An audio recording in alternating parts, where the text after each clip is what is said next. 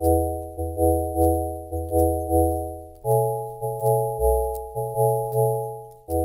everyone, welcome back to another video. Today's going to be a different one. I'm going to be showing you how to track text with an object in Adobe After Effects CC. Just like in this clip right here, where the text is in line with the object. It's actually surprisingly easy to do. So once you get in, you'll click New Project like I just did, and then you'll see this screen. You want to do Control-I. That'll bring up the import file, or you can just bring up whatever you want and drag it in, but I like doing this. Okay, now that you have your file in, you want to drag it into the timeline like so, and then you want to go over here, create, right-click, click New, and then Null Object. Then you want to select your video, go over here to the Tracker tab. There's a bunch of other tabs. Make sure you've got the Tracker one selected. You want to go to Track Motion, and then you'll see this little track point. I'm going to zoom in and adjust it so it's right there. Right in, like, on a contrasty part where there's, like, black and it's a bit of, like, a V shape. And so it should be able to track that pretty well. Then from the beginning of the clip, you want to click Play. It'll track it as best as it can. There, I got it in there. It will not always track it the best. If it doesn't track nice enough for you, then you can select a different point and try it from there. But I'm just going to live with it, no matter how bad it tracks it. Then you want to click Apply over here when it's done. Click OK. And then just ignore all that. You can just get rid of all that. Now what you're going to want to do is you want to go over to Null, and you take this little like lasso, and you want to drag it into here. Or you could go this little drop down and then click the video. You just want to make sure that the parent is the video, so dragging that.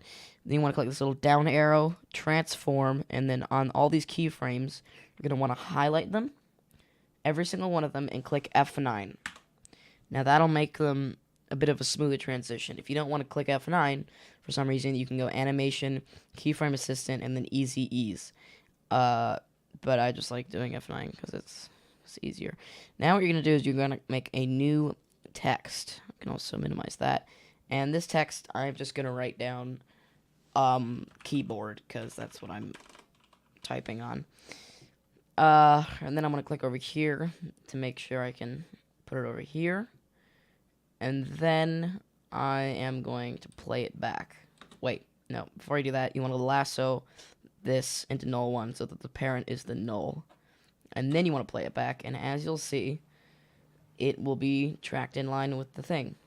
Now, it isn't as great for me because apparently I didn't click that great of a tracking point. But you want to find a point that has a lot of contrast, like right at the end of a letter or like right over here, and it should track pretty well. That is basically how you can make things like that. If you want to render it out, you click File and then where is it? Export, and then you want to click Add to Render Queue. Then this menu will pop up, and then you want to make sure you have this selected and click Render, and then it will render it out. I already have it set to go to a folder. It will give you a little pop-up menu. Well, it'll make that really annoying noise. But then it should be saved in here. Yes, it is. So now this is our final tracked video. It's not as good as the iPhone one because I used my finger right there, and it tracked a lot better with this one. So it really does depend on where you put that keyframe.